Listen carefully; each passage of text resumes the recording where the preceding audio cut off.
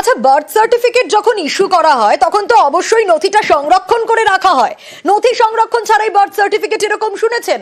এরকম ঘটনা ঘটেছে এই নদিয়াতে, 2 বছর ধরে ঘটছে। কত শংসাপত্র বেরিয়েছে জানেন? 1100। হ্যাঁ, প্রায় 1100 জন্ম শংসাপত্র ইস্যু হয়েছে, কিন্তু সংরক্ষণ হয়নি সেগুলো। ভুয়ো নাম্বারে ওটিপি পাঠিয়েই নাকি কারসাজি হয়েছে, এমনটা অভিযোগ।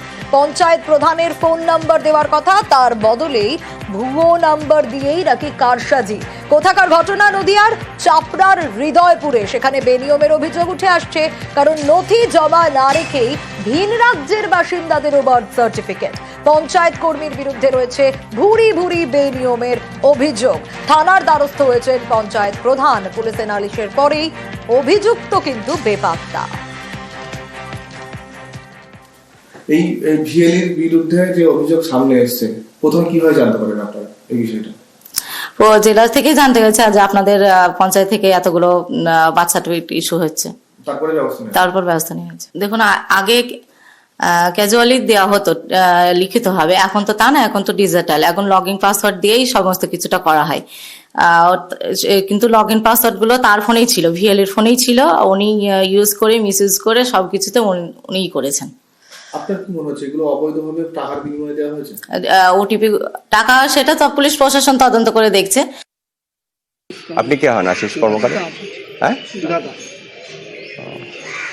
ওনাকে ফোনে পাওয়া যাবে না?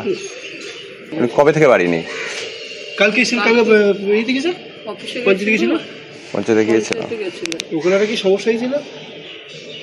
আপনাদের সাথে যোগাযোগ করছে না? এই অভিযুক্ত আশিস কর্মকার, তার দাদার বক্তব্য আপনাদের শোনালাম।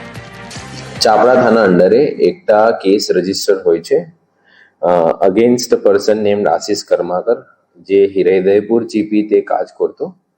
और ওনার अगेंस्टे অভিযোগ আছে কি উনি যে ফেক বার্থ সার্টিফিকেট ইস্যু করেছে। তো अंडर সেকশন 318, 336, 340, 341 বিএনএস এ কেস রেজিস্টার হয়েছে और তদন্ত চলছে। আর এ নিয়ে শুরু হয়েছে রাজনৈতিক চর্চা। পঞ্চায়েতের একজন কর্মীর সাহস নেই 1100 বার্থ সার্টিফিকেট দেওয়ার। এর পেছনে একটা বড় মাথা বা বড় একটা চক্র কাজ করছে। যেহেতু পাশে বাংলাদেশ রয়েছে, আগামী দিন যাতে ভোটার লিস্টে নাম তুলতে পারে, টাকার বিনিময়ে পশ্চিমবাংলায় সবকিছু হচ্ছে। তৃণমূল কংগ্রেস পরিচালিত, তৃণমূল দায় এড়াতে পারে না, প্রধান দায় এড়াতে পারে না। আমরা চাই যে গভীরভাবে তদন্ত, এর সাথে যারা যুক্ত আছে তাদের সকলের বিরুদ্ধে প্রশাসন ব্যবস্থা নিক।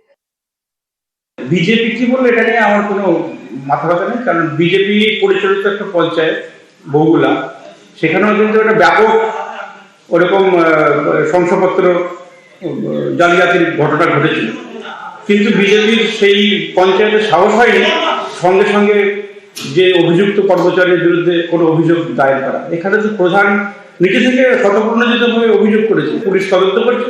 তদন্ত করে যদি দেখা যায় এছাড়াও কেউ যুক্ত আছে, নিশ্চয়ই আইন চলবে। এখানে কোনো কাউকে বাঁচানোর কোনো প্রশ্নই নেই।